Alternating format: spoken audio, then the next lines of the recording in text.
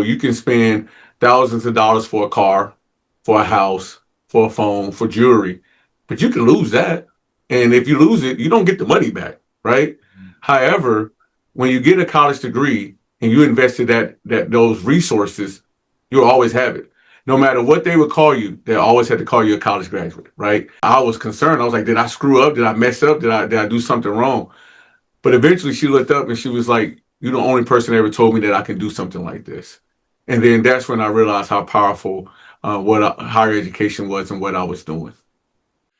Welcome back to another episode of Limitless. Today I have John Frost with me here on the show. He is from Doane University and he's going to talk to us about today how to change life through education. John, a warm welcome to you. How are you? Hey, I'm doing great. Thank you for allowing me to participate and be part of the podcast today. Thank you. Excellent. It's so fantastic to have you with us. And indeed, we're going to dig into the power of education today. But before we do that, John, a brief introduction to yourself, please. Yeah, so I'm the Vice President of Enrollment Management and Marketing at Doane University here in Crete, Nebraska. And just like I always like to share with people is that never in a million years that I thought I'd be working in higher education, but I'm fortunate enough to get to do this. Just like many students that start out going to a university or a college, sometimes you're unsure about what you're going to do. And I was fortunate enough to have an athletic scholarship and play basketball, but eventually I had to figure out how to earn a living. Right, I had to figure out how to feed myself and be able to have a place to stay. So I started out my professional career in local news, covering stories and meeting people and learning a lot about just society. But eventually, I was able to move forward to a different career in higher ed, and that's what enlightened me about how powerful education was, because every conversation, every story was important. And when you're working with people, you see how education can change their life and give them opportunities that they never thought of before. Right. So, John, you started in journalism. And what was it then, if you take yourself back to that moment, what was it that pivoted you over to higher education? And was it something from journalism that you brought with you across, or? Yes. Well, here's the thing. Everybody has a story, right? And when I was working in news, I got the great fortune sometimes of covering really great days, but unfortunately, sometimes really bad days. Sometimes you get to go to a fundraiser to help out for a particular interest or benefit for folks. And then sometimes you're going to somebody's house is on fire or a car accident or things like that. But the thing is that by doing that, I got to listen to people. I got to see a way of life. And that's when I realized, like, yes, everybody has a story. Everybody has something going on. And when I moved into higher education, I didn't realize how beneficial that would be until I was having conversations with prospective students and hearing their stories. The difference between what I was able to do with news was, hey, I could just present that story. I couldn't do anything about it, right? I had to be objective. But once I was able to meet with students and families and parents in higher education, I was able to do something about it. So I could hear their story. I can hear what their concerns were. I can hear what their dreams are. And I was able to help provide them a pathway to that destination, to what they wanted to accomplish. And so the story I always share is about when I first was a recruiter and I met with a single mom who was looking into programs, and I presented her about some opportunities. But once I got done, she became teary eyed. And so, Nick, I'm not going to, I was concerned. I was like, did I screw up? Did I mess up? Did I do something wrong? But eventually she looked up and she was like, you're the only person that ever told me that I can do something like this. And then that's when I realized how powerful higher education was and what I was doing. That's fantastic. What a story. And what kind of beliefs does people in America have about college, and what are they thinking about it? Yes, it's something that we're taught to from day one, right? So when you're in kindergarten and first grade, as you're going through, you're told that, hey, eventually you want to be able to do well here in, I would say, K through 12, where you can have opportunity to go to college, right? Because college is one of the few things still in our society that can change somebody's life, right? So it doesn't matter where you come from, doesn't matter what your economic situation is, it doesn't matter even if your parents went to college. But if you're able to get the opportunity to come to college, to take the necessary steps and take advantage of taking those natural talents and making it to a skill set. That's what the mindset is. And so college is always a destination for Americans, because we know how important it is to change our lives. Mm. And if you could change one belief that Americans hold then about college, what would that be? Sometimes people think college is expensive, right? They like, hey, why should I spend X amount of dollars to go to college? Sometimes they don't see the full-fledged investment of what it is, and that's what it is. It's an investment. And the example I always give is that you can spend thousands of dollars for a car, for a house, for a phone, for jewelry, but you can lose that, and if you lose it, you don't get the money back, right? However, when you get a college degree and you invested that those resources, you'll always have it. No matter what they would call you, they always had to call you a college graduate, right? And that investment will always work for you for a lifetime. So, for instance, if you did spend $60,000 20 years ago, that $60,000 that you invested is always going to be working with for you in your professional career. Yeah, I love to see it as an investment there. And what can then institutions or universities here do to gain the trust and to make themselves attractive to students? Well, the one thing is that I always say when we talk about higher education, when we talk about college campuses and universities, it works. As simple as that, it works. I mean, having a college degree is never going to hurt you. If anything, it's always going to help you. And so I think we always got to keep reminding people that there's never a bad situation to get additional education, to get additional skills. And even if you are taking advantage of as we call it here in America, a residential experience, where you're going to school, you're living there, you're participating in activities, those things are priceless.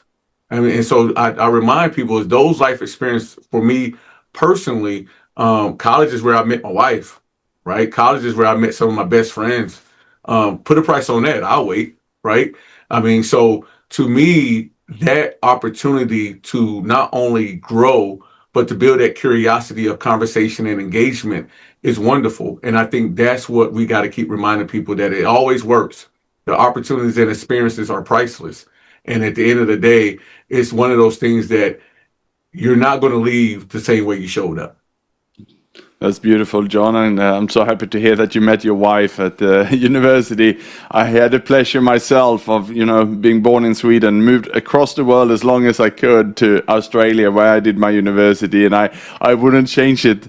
It's the best part of my life. That's the best decision I ever made. So how can we have other people to hear what you share, John, and my story also, for them to really look into this and get into the process of enrolling and looking around for options? Yeah, first you can always reach out to us at Doane.edu.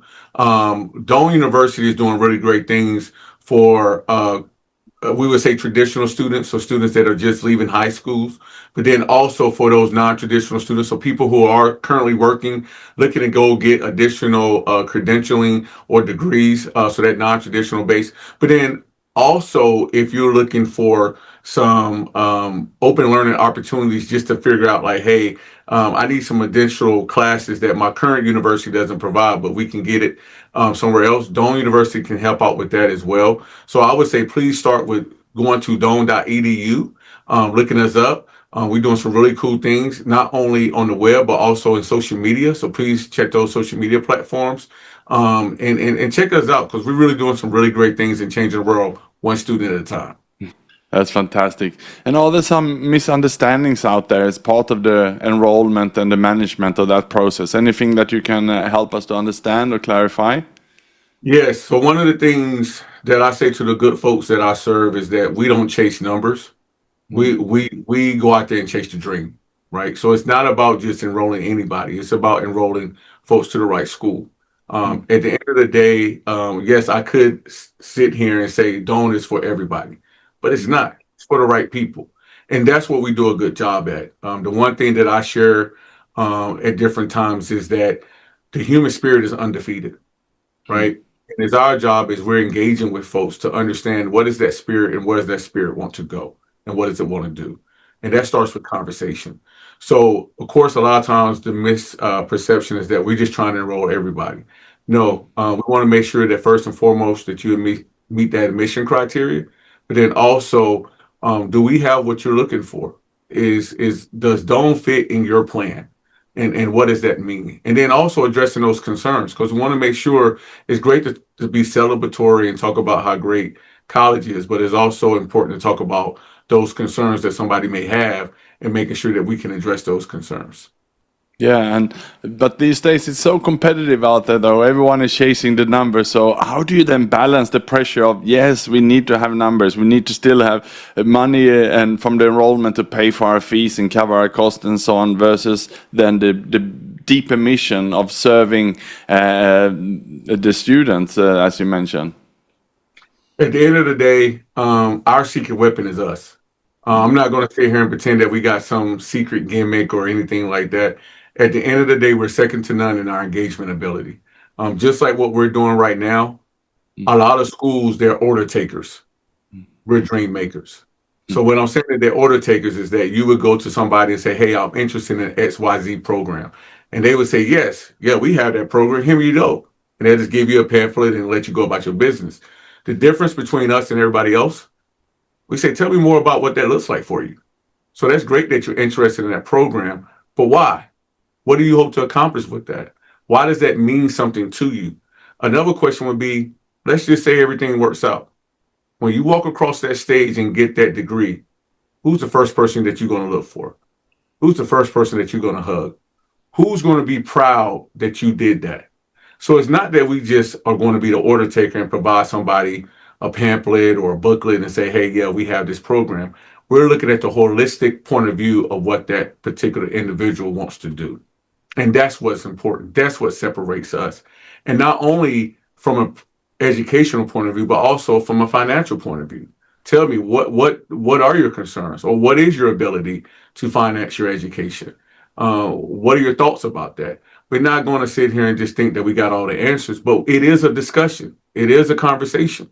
It's a conversation for us to help to create a plan to make sure that we can help you get to those goals. Wonderful. Thank you so much, John, for having come on the Limitless podcast show today to talk about education and changing their life through education. Wonderful work you're doing, John. And if any of the listeners are interested in exploring more about Doane University, how can they reach out to you or to your team? Yes, first to start out with Doane.edu. My name is John Frost. My email is john.frost, F-R-O-S-T, at Doane.edu. So please send me an email. If you don't mind, want to reach out to me, we would love to meet with you and talk more about how we can change the world. Fantastic. Thank you, John, and thanks to the listeners as well. Thank you, Nick. Okay.